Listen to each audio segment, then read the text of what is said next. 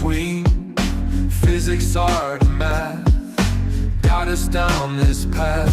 Historical tales come alive, where science and stories dive, blending facts with heart, knowledge from the start. Need bridge blues we sing to the future memory. Health and science in the mix. Maybrick's got the fix. Complex subjects make right clear now every episode in ways that we actually acquire Ramona these leads the way, and ways that explaining make day me by more day. efficient. In the world of digital streams, turning knowledge into dreams. Through the tales of old, new stories unfold. Thank you so much for joining with me. It is truly an honor and a privilege. MedBix Webcast is a new kind of healthcare media channel to break the silo mentality and foster interdisciplinary thinking. Our mission is to fill that gap and to create a curiosity through different lenses, tapping the passion that guided the historical figures in medicine and bringing present-day groundbreaking research to the front lines. We interview physicians and leaders in the industry about present-day healthcare challenges. Hey, welcome to the MedBix Webcast. This is Ramana Annamaraju. I'm the host. I have a very interesting guest. She is a frequent guest on the podcast. You know, she's been on the podcast. She is one of the initial supporters of this podcast. You know, thanks to her, you know, she blindly believed in me. That's why she's in the trailer also. I put her on the trailer, on my MedBix trailer. She talks about she is a highly qualified. She is a educational qualifications out of this world. She went to MIT, the bachelor's degree, and master's. She did a medical degree from UCSF, I think, and then Stanford. She's a clinical professor in Stanford right now. You know, pediatrics, and she is an entrepreneur, trailblazer, a woman champion. Just I can go on a list on that list, and importantly, she talks about sex and birth control, all those things, you know. So very interesting. She can make the life interesting here, and she's funny. And let me bring her to the table. That is Dr. Sophia Yen, joining from a few miles from here, from Sunnyvale, California. That's like Apollo, next to the Palo Alto. Let me bring her. Welcome, Sophia. Welcome, Dr. Yen. Hey, thank you so much for having me, Ramana. You're pro in this podcast now. I'm an old timer. Yeah, tell me something about your background. You know, I gave everything, but you can give me what led you to be entrepreneur. You know, most of the doctors shy away from the entrepreneurship. You jumped right inside. That's particularly, Indians are very aggressive in business, but I don't see a lot of Chinese. You know, mostly they want to work for somebody, and they do. So tell me a little bit about that. Yeah, I think I have entrepreneurship in my blood. My grandparents had their own company in their small little city in Taiwan, Jiayi, and they also had one branch in Taipei. It was a clothing company called Birdie that made men's shirts and men's pants. And then my parents did their own startup. They both didn't intend to do it. My mom was a nurse. My dad was a PhD. And then my dad worked for a chip manufacturing company, went to a conference, and his friend's like, I bet you can't make that. And my dad goes into the garage. You know, back in the day, all the startups started in the garage. And literally, he's a chemist with his Erlenmeyer flask and chemicals and a hot plate, makes the product. And then my mom has the EQ. So she goes door to door to 3M, Motorola, IBM, and sells the product. So between You mean to say he makes the chips on the garage? He made this thing that I called high-tech saran wrap, which is a pellicle, and it's used in the chip manufacturing process. Okay. And eventually they had to put it in a clean room. And so they have their office in Sunnyvale, California. And that, I think, let me see entrepreneurship. I also saw that, at 5 years is when an entrepreneur almost dies, and what that can do to a marriage and the stress that it can put on your life. So I wasn't very excited to go into entrepreneurship, but I saw a problem. I saw the obvious solution. And my friend and I were like, well, let's make this happen. Let's make this women founded, women led. And that's why we started Pandia Health. Yeah, that's so. Pandia, what is a Pandia means? Let us start with that one first. What does that mean? And what is Thank the you. definition of Pandia for Yes. outsiders? So we purposely chose Pandia Health. We went through all of the Greek goddesses and looked at, does anybody own her website, and does her mission fit our mission? And Pandia is the Greek goddess of healing, light, full moon, because we're all about women's empowerment. And then everybody kept saying Panda Health. And so I made up the definition. Pan is every, Dia is day. We want to be with you every day from age 2 years after your first period until your last breath. Now that we've added on menopause, and most people believe that you should be on menopause HRT. A lot of menopause society certified practitioners are like, you're going to have to take this patch off my dead body because it's that useful for blood, brain, and bones. Let me talk about a little bit about menopause. I remember when I was a kid, my mother was suffering from this one. I didn't even understand. She was bleeding, nonstop bleeding, and I didn't understand all those things. At the time, we just ignored it. She was complaining every day. Really, we are from a small village in India, rural village. My father is a doctor. I mean, not like MD like you. It's the doctor, foot doctor from that village. So he is treating as much as he can. I think that now I remember that their struggle. Now I can feel it. What that my mother went through. Really, Yes. she passed away. But tell us that all over the world, what the women go through, the kind of menopause. What are the symptoms, pre-symptoms, and then talk about the extreme symptoms and what are the outcomes. What are the bad outcomes? We'll talk about it first. Let us talk about that a little bit. Yeah, exactly. Should we jump into my slides, or do you Yeah, just want to talk?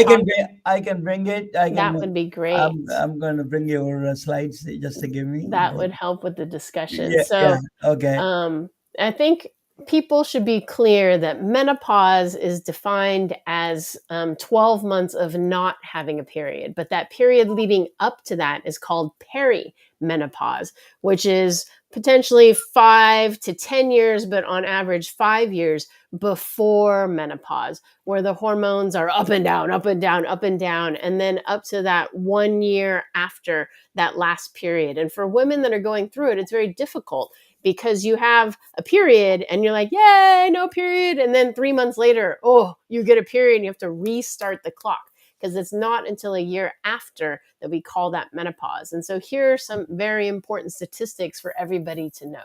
There is the Menopause Society, which certifies practitioners as to having basic menopause knowledge. And there's only 3,000 Menopause Society certified practitioners. So that number is growing every, I think, twice a year because there's more people taking the test now. It's become a hot thing, but only 3,000 for all of North America. There are 1 million women in the United States alone going through menopause, entering menopause each year. And 100% of women will go through menopause. 70% of them will have some symptom. And if that symptom is hot flashes, on average, that lasts 7 years. When I graduated medical school 30 plus years ago, this is how we were taught to treat menopause. You put your hand on her shoulder and you go, this will pass. Hashtag suck it up. And would we do that to a man and be like, ha ha ha, you have problems? Suck it up. No, we would immediately go find a drug and try to figure out how to fix this. But for women, we're like, okay, and we just walk away. What's impressive is we now know with hormone replacement therapy or with estrogen. Sophia, 1 second, if I interrupt you. You said that risk factors. It scares me. That is, you have a heart problem. It creates heart disease. It creates a colon cancer. And you're talking about. Tell us a little bit about that. What if you're untreated? Because millions of women in the world are untreated of this disease. Tell us a little bit about that. So what happens, again, I was a biology major at MIT. I went to UCSF and currently I'm at Stanford. And using, the biological look at it is that you pop out a whole bunch of eggs, you make a bunch of babies, you stay around and help society for a little bit. But around age 52, your body stops making eggs. It takes away your estrogen. And my interpretation of that is it takes away your estrogen and it's like, thank you for your service. Goodbye.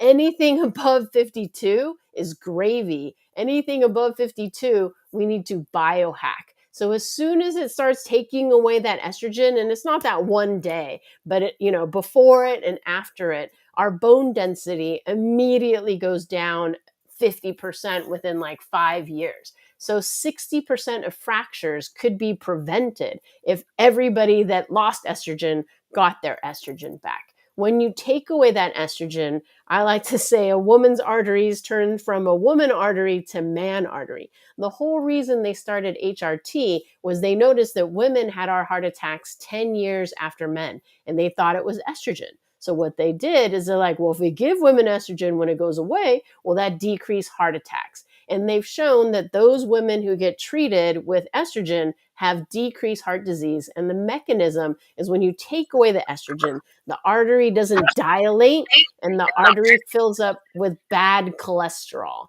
And so if you put back the estrogen, then it maintains the ability to dilate and it maintains the good cholesterol. So what is this big equations up here? All This is these a very, equations. you need to do you have a lot of slides. You need to go fast a little bit. Yeah, Yes, go ahead. yes. So, definition, just want, everybody technically, menopause is technically just one day and everything after is post-menopause. But when you talk about menopause, most people mean after that last period. But your doctor is going to ask you, when was your last period? So you need to know that date. And it's confirmed 12 months after. And I want you all to know, because there are a ton of people coming to this for profit, and they're going to try to freak you out and say you could start menopause or perimenopause starting age 30. No, okay? Anything is possible, and there are random mutants, and there are people who will have their ovaries taken out or chemically castrated. That is the exception, not the rule. If you haven't been surgically or chemically castrated or put into menopause in an artificial way, don't expect your menopause or perimenopause to start at age 30. So these are the different hormonal changes. You'll see puberty is the rise of hormones. Your fertile years, you have estrogen and progesterone. Perimenopause is the period leading up to that last period. And note, the hormones are up and down, up and down, up and down. And so it's really important because people are learning about menopause and estrogen replacement therapy. And they're like, I want estrogen replacement therapy during perimenopause. But if your estrogen's high and I add more estrogen, that's not good. You're going to have more side effects. So it's actually better in perimenopause to take over that system, calm it down rather than have up and down. The symptoms of menopause. So there's nothing to prevent. Let me introduce, I think, better questions to be asked by my good friend. She is Jennifer Nehmeyer. She is my partner in crime. she helped me to write a book. I hope she is in the menopausal state. I don't know much about it, so she can tell you more. So she can ask questions a little bit. Yes, Jennifer, she's joining from Dallas, Texas. So Jennifer, go ahead. Anything you want to say, ask questions. Because this is symptoms. She said that. One more question I wanted to ask you before, if she has any questions for Jennifer. You said that perimenopause, you cannot treat anything, just let the system, nature takes over. So there is no preventive way. Menopause symptoms, you cannot pre-predict and reduce that process. Well, I actually personally believe that you can go into menopause on hormones. So the gold standard of treatment for perimenopause, this chaos, is to take it over and flatten it with the birth control pill patch ring. And so people that are learning about menopause get very upset when we recommend in the perimenopause phase, where it's chaos, to take it over with the birth control pill to calm it down. But I want to educate your watchers and listeners that that is the current gold standard. So don't be upset when doctors say, hey, let's take over this chaos with a stable level of hormone with the birth control pill patch ring. These are a lot of the symptoms of menopause, and each person can have different ones, though certainly if your mom had certain symptoms, more likely that you will have certain symptoms. The classic symptoms are hot flashes, irregular periods, painful sex. I call it sandpaper vagina, recurrent urinary tract infections. Some urogynecologists say that anybody age 52 and older who was born with a vagina should just start estrogen to prevent recurrent urinary tract infections. And the mechanism there is when your vagina dries up, your urethra, where urine comes out, also dries up, and that increases your risk of urinary tract infection. But if you add estrogen, then it doesn't, and then you decrease your risk of urinary tract infection. Yes, I have a nerdy question for you, Sophia. Is there any predictive analytics? Silicon Valley guy, I'm asking, is there any predictive analytics can do, but when they're going to be, are there any biosensors we can predict these menopause, when is going to occur this exactly, the date and time? We definitely cannot pin down the date and time, but we are definitely looking for a biomarker. And some people look at anti-Mullerian hormone to look at your ovarian reserve, but we need more money and more research. My joke, though, is for me, anybody who's like 50 right now, we don't have time to wait for that research. By the time that research comes, I will have a stroke, a heart attack, and dementia. So we have to biohack now. Okay. Okay, go ahead. You want to ask any question, Jennifer? I might wait till Dr. Yen finishes. Yeah, let her finish. Yeah. Let me run through, these slides, but feel free to jump in anywhere. I just wanted to go over a layman term, flooding, because this is not a medical term, but flooding, I think lay people get the largest period you've ever had in your life. And a physician would describe that as heavy menstrual bleeding. And heavy means heavy flow for 3+ days or longer than 8+ days. And 1 out of 5 women will experience this. I personally had 3 friends, not I heard about, but 3 friends that went through this. And I only learned about it now. If I'd known about it at the time, I would have helped them. But one woman couldn't visit any friends for a month because she was afraid if she sat down on their couch or chair, she would destroy their furniture. So if you are in this state, please see a doctor. We have something to decrease that bleeding. Do not put yourself through that blood loss and risk anemia, transfusion, and embarrassment. We have medications. I'm a doctor. I believe in drugs. I believe in science. Please let us help you. # stop sucking it up. Next slide. Yeah. The next The reason slide. I stop it there, I told you about my mother, right? She went through a little bit of that suffering. Yes. And sometimes that heavy menstrual bleeding is related to fibroids and polyps. And in that case, our medicine may not be enough to, turn it all off. It may require surgery if the fibroid is big enough. And then because of this blood loss, a lot of people feel fatigue or just in general in menopause because of hot flashes, night sweats, 27% feel worn out. And then the other one, we've seen women get what called, the $1 million workup for palpitations because they're worried that she's having a heart attack.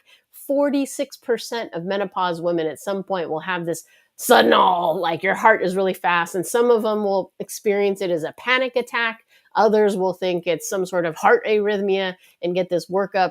And if they were on the birth control pill patch ring, we could probably decrease that incidence because they would have the estrogen and the progesterone there to help them get through this. I just want to educate people the FDA approved reasons for HRT for menopause, because as a telemedicine company, these are the only things we can treat. If you see a doctor in person and they feel comfortable, they can go off label. But these are the only on-label reasons that we can treat, which is genital urinary symptoms of menopause, urinary frequency, vaginal dryness, painful sex, risk for recurrent urinary tract infections, hot flashes, night sweats, and at risk for osteoporosis. My joke there is, as minorities, we never get a leg up on anything. But as minorities, many of us are lactose intolerant. Therefore, we suck at getting calcium, and therefore we're instantly at risk for osteoporosis. Or if you have a family member with osteoporosis, or if you're a small frame Caucasian woman, you're also at risk for osteoporosis. So those are the indicators. And then this is just re-emphasizing that this perimenopause is what people call the zone of chaos, that the hormones are crazy. And so testing during perimenopause is not useful. Because if we get a low estrogen, you could just be on a low. If we get a high estrogen, you could just be on the high. And so anyone that's trying to sell you a test for menopause other than an LH, FSH, but estrogen, progesterone during perimenopause is just trying to make money off you. Anytime somebody's making you pay cash, then there's a reason that the insurance doesn't cover it, because it's not evidence-based medicine, and it's probably not bang for buck. Did you say something like a off-label? What kind of off-label treatment they do? So they're doing the HRT, but they're doing it to prevent heart disease. They're doing it to prevent dementia. They're doing it to because when you take away the estrogen, your fat goes straight to your waist. So if you've met me in person, you would know that 99% of my wardrobe is skirts. And the way that I knew that I hit menopause is my waist disappeared. I went to see my doctor, and let's just see if you play it out in your head. 52-year-old woman comes to you, her waist disappears, her triglycerides shoot up. What do? My doctor, which I picked the best possible doctor I could find, because being an academic, I'm a snob. I checked her residency, I checked her medical school. I go see her, and she's like, oh, that's just old age. Go see the nutritionist and exercise more. And I'm like, I'm an obesity expert. People wait 6 months to see me. I know my diet. I know my exercise. I have changed nothing from the previous year. And I get old age, but I realize old age is a euphemism for menopause. And that, I had not changed my diet, done anything. And then the triglyceride shot up. But then I switched from birth control to HRT. My waist came back and my cholesterol normalized, but she also put me on a statin. And I believe in statins. So I was like, I'm not coming off the statin. I'll just stay on the statin. This is just showing you the geeky background of what happens and why the estrogen goes higher and higher sometimes in perimenopause is one egg pops and then your ovaries a little crazy. So another egg pops and then the estrogen gets higher. And so that's the luteal out of phase event. And so you have this up, up, up, down, down, down, and weird bleeding. And so on the left, you see here with birth control, your hormones are stable, and that mimics your hormones in your fertility years versus this chaos of perimenopause. And that's why birth control pill patching is the gold standard treatment for perimenopause. And so know that you can make periods optional. We talked about the weight gain, how the fat goes to your waist, but as an obesity expert, it goes to your viscera, which is around your heart, and to your liver, which horrifies me as an obesity expert. So if taking away estrogen puts fat in those bad places, I say put it back so that it doesn't go to those bad places. So you have a decreased risk of death. And it is part of... You're saying this is a special symptom of menopausal symptom. If you stop the treatment, the fat goes directly to the liver and the heart. Is that around the heart, around and in the liver, and to your waist. It's called central adiposity. And so this graph is showing you that part of this is, quote, old age, changing of there's more than just estrogen, progesterone. There's probably, growth factor and thyroid. All of these things are just shutting down because it's like, thank you for your service, go, and so we're seeing more fat mass as you age. And so you do need to change your exercise routine. You do need to change the way you eat. And on the next couple slides, we'll hit that. I spoke with a person, body composition you're talking about. Her name is, she's a mathematician from the Naval Academy, from the United States Naval Academy. She's a PhD. She invented the body round index. She did a calculus on it and said that the roundness in the body, in the waist size, can determine not the BMI is a BRI. They call that is much more Ah. important. Is what it's Yes, saying. no, the closer to central adiposity, the Yeah. greater the risk factor for bad cardiac results. Yeah. And so these slides are from Dr. Catherine Hansen, who you've had on here before. She's our old guard of menopause, but decrease lean muscle mass, increase fat mass. There's also changes in the gut microbiome, and there's also decreased physical activity from fatigue, work demands, mood changes. I think the next couple slides are kind of cool and new. So it's, these are the new kinds of exercises. You're not just trying to do aerobic exercise, which is what we tell people who are trying to lose weight, but you want to do resistance exercises to build your muscles. And I'm hearing you want to do something that you only can do 5 or 6 reps. If you can do 10 reps, that's too light. You want so much weight that you can only do 6 reps, because then you're stressing the system, you're increasing your muscle mass. And then there's SIT and HIIT, which is high impact intensity training, and then sprint training. And people say you need to do this kind of training every 48 hours. You need to give yourself 48 hours to calm down the inflammation from the exercise. And then plyometrics, or jumping, is for bone density. They've shown that if you're jumping or running, or like you see me, I'm just doing this on the Zoom on my chair. But I tell my patients, get a yoga ball and do this on a yoga ball, because the biggest muscles on your body are your quads and your glutes. That's just in general.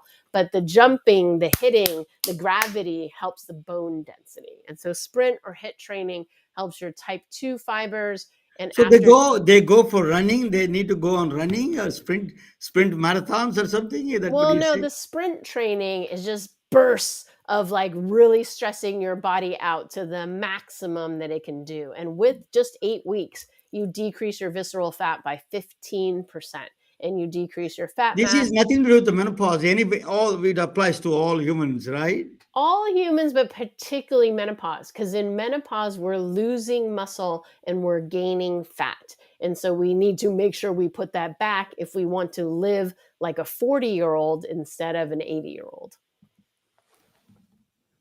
And then, just as I mentioned, muscle resistance, and that will result in fewer menopausal symptoms and gains in strength.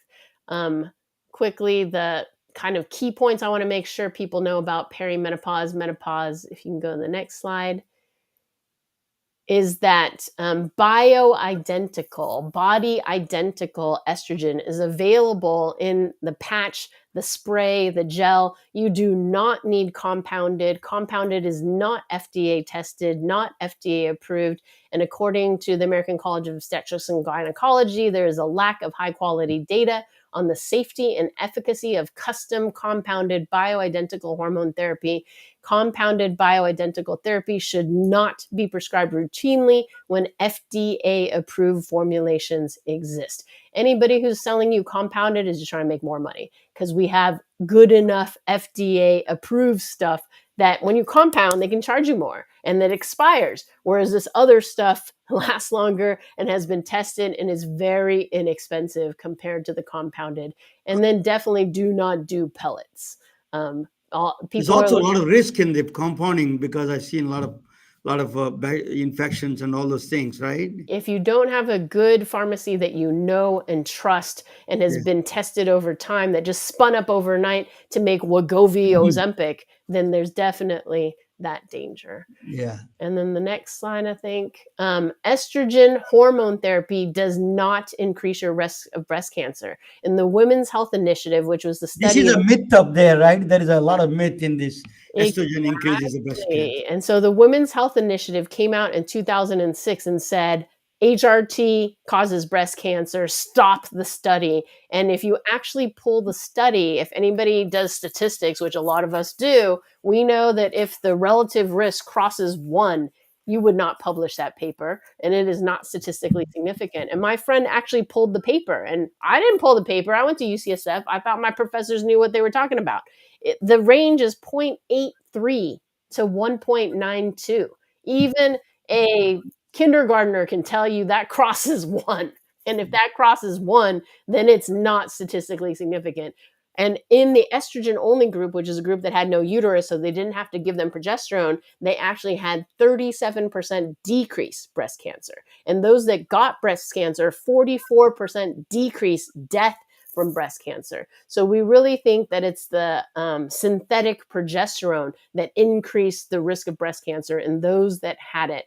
You can also add back progesterone. It helps with sleep. And we now prescribe bioidentical progesterone. And there's been no cases of increased breast cancer with bioidentical progesterone, which again is not compounded, is FDA approved, is very inexpensive, like $15 a month. My favorite books, The New Menopause by Dr. Marie Claire Haver. She has a great following on social media, but she teaches a lot there, and I really like her. My only negative is she'll push a lot of supplements. And so I would say that anybody who's pushing supplements instead of HRT, ask them, has this been put up against estrogen? And and the answer will be most likely either no, or if it did, HRT beats any supplement. However, if you have a contraindication for estrogen, then yes, do everything you possibly can. And certainly there are other supplements that can help with other things. And follow us on social media, Pandia Menopause, if you want to learn about menopause. Myself, Dr. Sophia Yen, and then Dr. Catherine Hansen, who helped supply the more exercise slides that you saw. You did a comprehensive, first time I see that, very comprehensive thing you did. They're very good. It's very first time you did there is a lot of misunderstanding about menopause, even for women, man, zero knowledge. What men can do, then I will hand over to the Jennifer. But what is the man can support in this area? I think it's wonderful that you as a man have chosen to highlight menopause and to learn about menopause. And I believe any educated person should. So now that you've heard about it, share it with all the women in your life. As my dad says, and I wear a uterus necklace, we all came from the womb. We are all touched by the womb. We have a mother, we have a daughter, we have a nephew, a niece, a grandchild. All of us are connected with somebody with a womb. Share these books, share this talk, share this knowledge that women need to #stop sucking it up. If you're having hot flashes, night sweats, painful sex, any kind of menopause symptom, get it treated. We have medications, and that the estrogen will not, in HRT, will not lead to breast cancer. So Jennifer, do you have, you must have a lot of questions, but give me one or two questions to Dr. So as a woman to ask is better. Yeah, go ahead, Jennifer. I do have two questions, Dr. Yen. So I am always curious, what is the blood test that you should get? And then the second part of that is, how do you know what doctor to go see specifically for you're actually in menopause? So you've got several of the conditions you mentioned, maybe none of the symptoms, but you have the fat issue, and you've changed your diet and you've exercised and you all the things, but you've not done any of this biohacking. You haven't done any HRT. And how do you know who to go to see really what that is? I mean, and is there a blood test to get to see what numbers do I need to know to show me what I need to make the next step? Yes. So, as I mentioned, if you're in perimenopause, there's really no point getting a test. But if you're having these constellation of symptoms, we always want to check a thyroid test just to make sure that you don't have hypo, which is low thyroid, low metabolism, gaining weight, depression, being tired, versus high metabolism, which is your heart racing really fast and sweating and other things. And we also want to make sure you don't have any tumor or anything like that. So your general practitioner can rule out that basic part. The hard part, like I said, there's only 3,000 Menopause Society certified practitioners in all of North America. So that includes Canada. And so you can go to menopause.org, find a Menopause Society practitioner, or Pandia Health. We can prescribe in 15 states, which covers 70% of the population. And we encourage birth control and menopause tourism. So, example, we're not in New Jersey or Connecticut, but we are in New York. And who in New Jersey and Connecticut can't get to New York once a year? Just put your foot in New York and be like, I'm in New York right now, and I'm paying my money, and I'm in New York. And then legally, our New York doctor can take care of you, and then we can deliver to all 50 states. Our pharmacy is licensed in all 50 states. But if you can't access us, there are other companies out there as well. But just make sure your doctor is up to date, because like I said, I chose the best and the brightest, and I was gaslit. And then I spoke to somebody who was the former chief resident at UCLA in family medicine, and she was still spouting the old routine, lowest amount of estrogen for the shortest amount of time period. But now we know, if you're up to date on the latest recommendations, that it's not the shortest amount of time. It's whatever's necessary to cover. And then if you are getting a test after menopause, after your final period, to confirm it, you could check, I believe either an LH or FSH. But again, if you had your final period and you haven't had one for a year, then only if it was like early, then I might check like a prolactin just to make sure you don't have a tumor. Again, thyroid for other things, but really not so much. Once you're on treatment, some people will check an estradiol level, simply because if you're using the patch, they've been shown to have variable absorption. And so they want to make sure that you are absorbing correctly. But I do feel right now we don't have the science to tell you, again, when menopause is happening. We can only tell you menopause has happened 12 months after your last period, unfortunately. But we can see the trend going there with the LH and FSH. After I finish the presentation, Jennifer, you can come back and ask a lot of questions. Let me present, very connected with this kind of a relationship with all these people. These three people, there is a taken in the Philadelphia. This one photo taken in 1885. This October 10th, Dean's reception. They're all 19 to 29-year-old things. 19-year-old there's a left woman from India, the one from Japan, Syria. They're all foreign students, came to study to the United States in 1885 to study medicine. That's what I'm presenting. So very quickly, a lot of slides. 1885, I wanted to tell you how the America looks like. Statue of Liberty just arrived. AT&T Incorporated. I just want to give you. Transportation is a horse buggies. There is no cars. There is no automobiles. Slavery at the end. It's the end of the slavery. No indoor plumbing in 1885. It's all. Then there is a Rock Springs in Mary, Wyoming. There's Chinese people who were killed. Worst racial violence among Chinese workers. That is in the 1885. America was going through. Edison was trying to do. He invented the electric bulb. He was putting new lines, electric lines in Rochelle, New Jersey. That's what he's doing. He had $1 million at the time. Can you believe that? That's like $200 million now, probably $500 million. So decision 1885 in National Board of Health. There's no NIH. That's called. There's no NIH. Actually, the National Board of Health is called. Up to 1883, I think NIH came after that. Cholera, typhoid. These are all tropical diseases are also here. Malaria, yellow fever, whooping cough. Sophia knows a lot more than I do. These kind of problems. So they used to treat pain with opium, cocaine, fevers with antipyretics, bark, wood box, skin is a camphor. I see some people even treating nowadays with a camphor.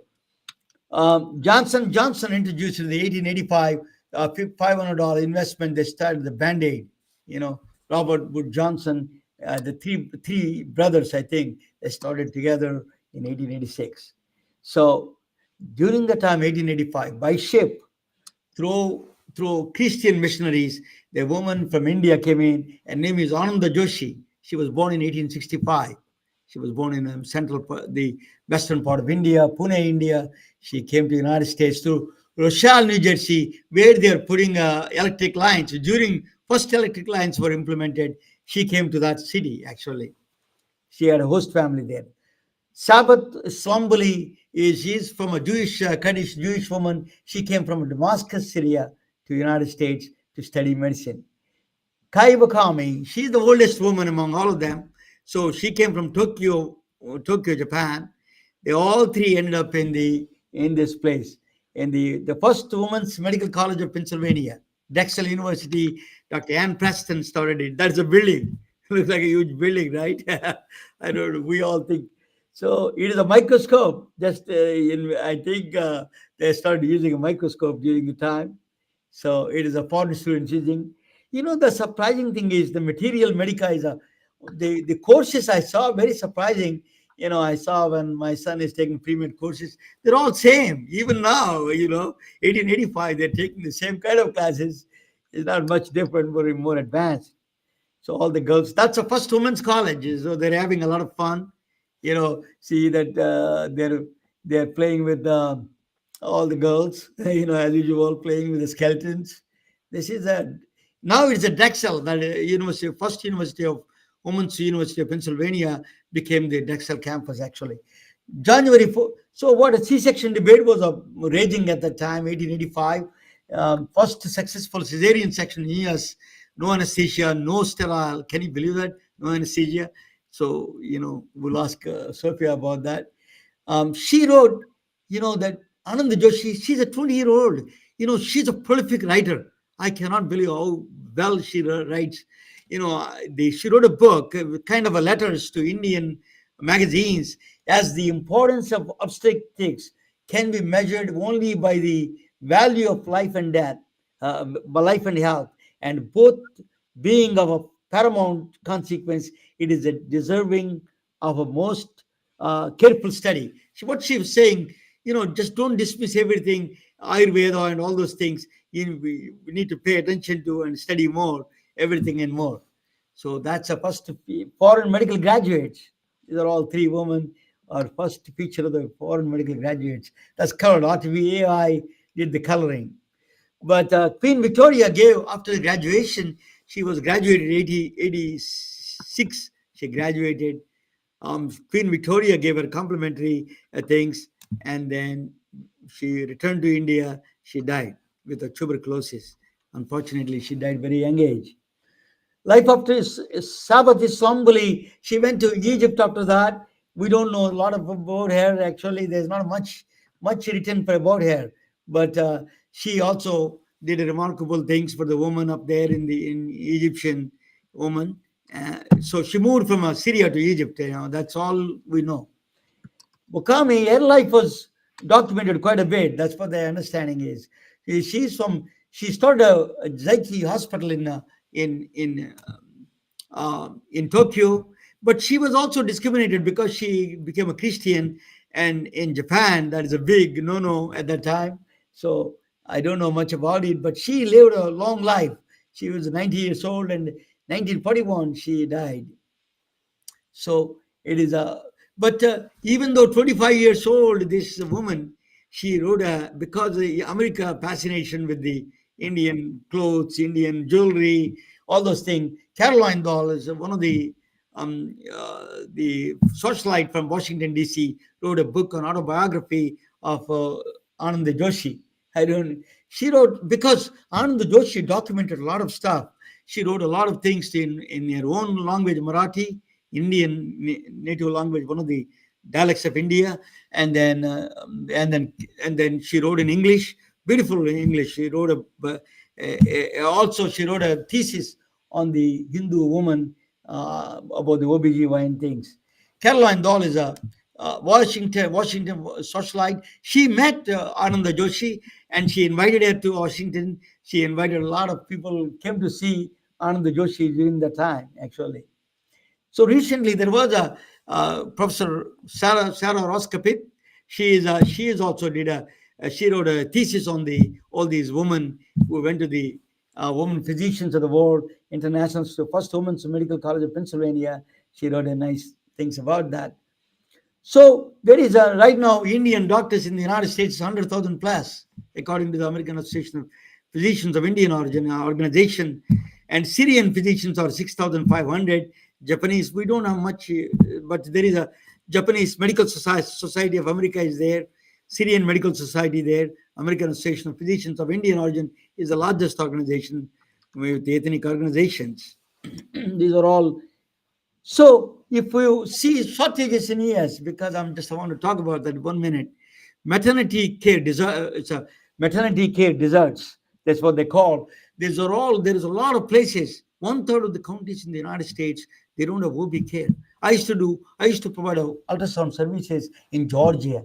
They were ninth month. They didn't know they have a twins because they don't have access to ultrasound. They don't have access. Rural Georgia is unbelievable.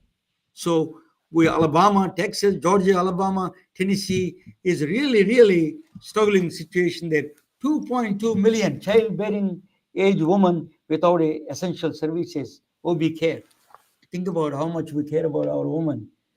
Pediatrics, Sophia is a pediatrician, so I got to do that. 13,000 by 20, that's a shortage. Worst is pediatric specialties. That's a 40% vacancy in residency. Sophia, can you believe that? Is a 40% vacancy in residency slots. I don't know why they don't give it to people. There's so many people waiting for residency. I don't understand this politics at all. And so the California is one of them. Is surprisingly the pediatrics shortage area. I place a lot of doctors. I used to place a lot of J1 visa doctors and shortage areas in Bakersfield, Fresno. I did a lot of those places. Really, I placed a lot of rural areas, Georgia, Alabama, Tennessee. I placed a lot of doctors. This country owes me more than I owe them. This country owes me. I placed lots of doctors, saved a lot of rural women in this war, both black and white, all races. So Connecticut, actually, there is another one, much more bigger shortage. I used to do a lot of radiology stuff. So radiology techs, 81% medical facilities complaining about radiology techs. Actually, Connecticut, they put a task force to address for the radiology techs. So woman, we need a foreign J1 visas, a little bit for these techs at least, and fill up this. We don't want to give it to foreigner. We have a lot of people in this country. My son, Sophia's children, my children, they're all kids. You go and study this kind of things. So you don't have to go outside it. But, techs, we need it. Definitely, we need this. There's a memento. These are the beginners of this revolution. These three women. So Edison became a $40 billion company. Johnson Johnson, $400 billion company. Think about that. They've grown. But these are the associations, the ethnic associations in this country. I didn't see Taiwanese anywhere, but I don't know is a Taiwanese medical association there or not. I just came from the North American Taiwanese Medical Association, so it does exist, but it's small. Yeah, I like small ones. Actually, you can buy. That is the thing. Thank you for watching. Tell us now a little bit. The woman, the practicing these kind of things is a menopause practice. You need a lot of specialties, a lot of studies. That it takes a lot of energy. You need to assemble every resource in the planet to address this kind of a huge problem of menopause or OB care or GYN care, any care. It requires a massive amount of resources. We need all help. I don't know why we are cutting down all the people now. That doesn't make any sense. So tell us a little bit, Sophia, what is the Fondia Health that's trying to do and address using a technology? So we've been around for about 9 years now. And for the first 8 years, we were focused solely on birth control. But as I hit menopause, all my friends are like, menopause. And I'm like, yes, I will find the best treatment for me and I will share it with the rest of the world. And we were so privileged to pick up two of the OG old guard menopause, Dr. Hansen and Dr. Culver, who each have 20 plus years experience as OB-GYNs treating menopause. And I was like, you are leading our menopause team and you will train all of our physicians to provide amazing care like you. And all of our physicians can consult you if they have any questions. So for our birth control patients, we see them within 1 business day. For our menopause patients, it's 3 to 5 in case our doctors are like, let me consult Dr. Culver and Dr. Hansen before I get back to the patient.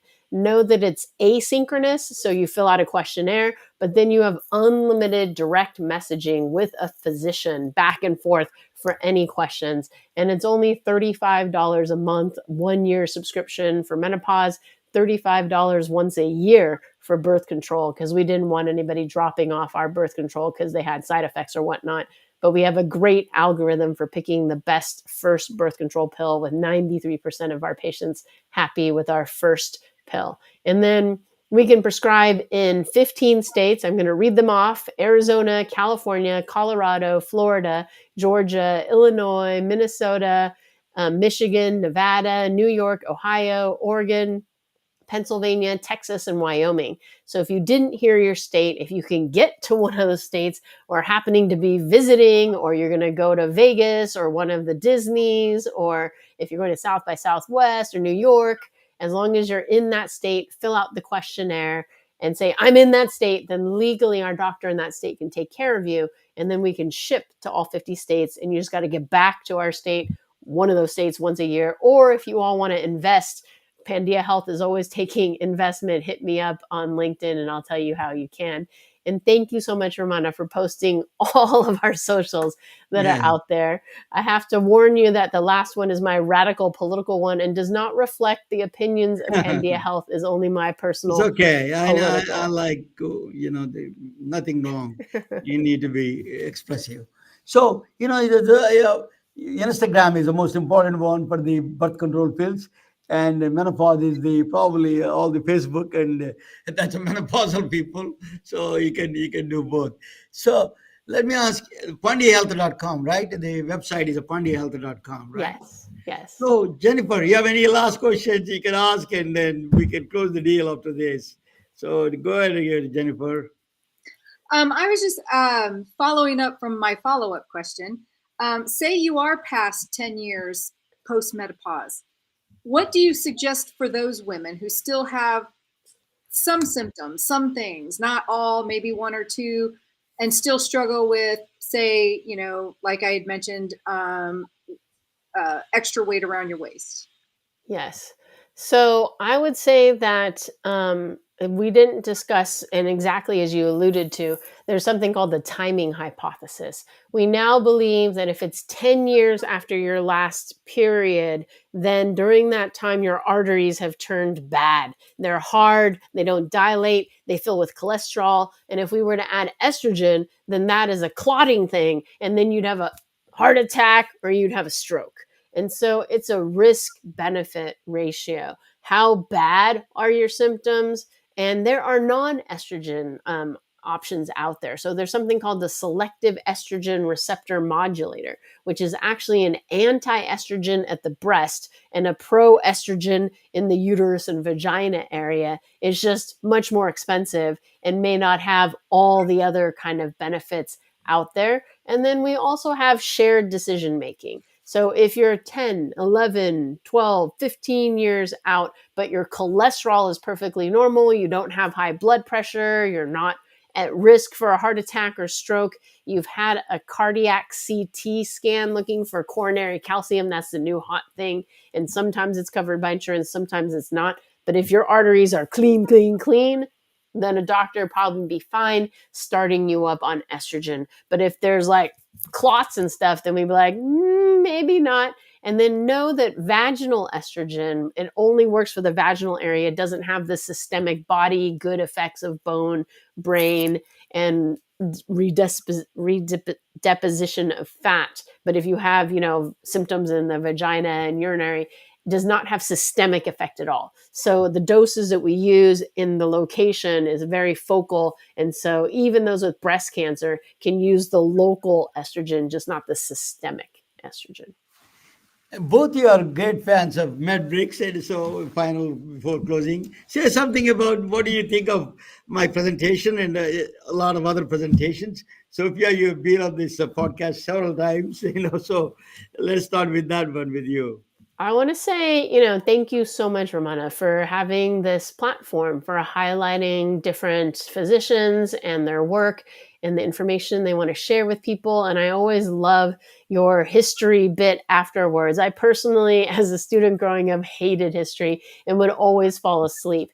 But everything that you've presented has kept me awake, which is, if you ask my professors, quite a thing to keep Sophia Yen awake, and too interested. So I want to thank you for the service that you're providing the world. Jennifer, you're part of this kind of thing. He helped me during the pandemic times. Nobody was there, so she was knocking my internet on the Zoom sessions. We did a lot. Before I met Jennifer, she was helping me to write a book, and then the podcast is based on that book. Actually, I did all these historical figures and everything I did. So tell us a little bit about that journey up to the point before I close.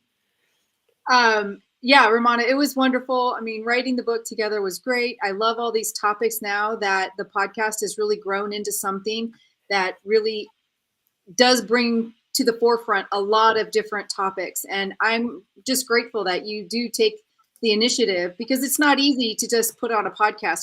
He's not just flipping on a camera and putting this together. So the thoughtfulness that you do and you take for each and every person that you have on here is really remarkable. So thank you, Ramana, for all that you do. Thank you so much, Dr. Sophia Yen. This is a permanent place for you, MedBricks. Thank you. You're always welcome. And you're doing MIT. Tell us a little bit about the MIT live sessions here. You're announcing. Can you yes. before we close? Yeah. So MIT has a digital health series, and we're doing live in-person gatherings in Silicon Valley. If anyone's interested, hit me up on LinkedIn, and we can send you these events. The next one we're going to do is going to be menopause, and our parody or whatever is to test or not to test. That is the question, because we have two companies that are coming, one that does a blood test and one that does a dip urine test. Very expensive, not covered by any insurance, but for people who want to do the quantified self. And then I'll repeat my Menopause 101. For any Asian American women that we're doing an event down in Los Altos this Sunday at 2 p.m. Hit me up and I'll send you the invite for that. Again, it'll be similar to what we did today, but an hour. And I also have a pelvic therapist who's going to teach about mainly the way to prevent osteoporosis. She believes it's 100% preventable as long as we do weight-bearing exercises and build our muscles and get enough protein to eat. So I hope that also answers Dr. Rajesh Chander's question that we see pop up here. So hit me up on LinkedIn if you want any of these events that we're doing. And thank you. Are you doing a live streaming on this one? Other people can watch that? Are you doing a live streaming on the MIT thing? So we usually record it and then post it afterwards. So Google MIT CNC, which is MIT Club of Northern California Digital Health. And I think you can find our previous talks. We just did an amazing talk on dementia, but unfortunately, the person didn't want us to record it because she was afraid she might have released some of her proprietary stuff. But most of the other talks we almost always record and put up on YouTube. So check YouTube for that. Thank you so much. Thank you. Always fun to have you. Thank you so much. Sophia, thank you. Sophia, Dr. Sophia Yen. This is Jennifer Niemeyer, good friend of mine. Thank you for joining. Good night, all of you. We are retelling their stories through our patented designs that can be worn on scrubs, t-shirts, printed on conference bags, and endless other promotional materials. Daily Wear for Medicine is the first ever of its kind to create curiosity in medicine through visual art. We at MedBricks are celebrating unsung heroes of the past who made enormous contributions to the field of medicine through our unique campaign called Daily Wear for Medicine. You can wear it, carry it, and give it